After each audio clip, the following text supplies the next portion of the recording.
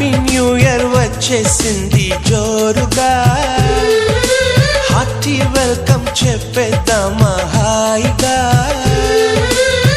కొత్త కొత్త ఊహల్లో తెలిపోటియా, మనసులోని ఆశల్ని పంచుకో బ్రదర్.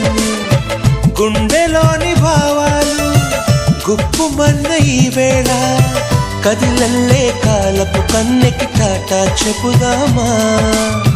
జనవరితో అడుగులు వేస్తూ ముందుకి పోదామా.